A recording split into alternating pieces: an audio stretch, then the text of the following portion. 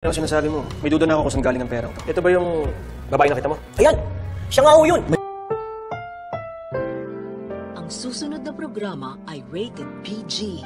Ito ay nangangailangan ng patnubay at gabay ng magulang para sa mga batang manonood.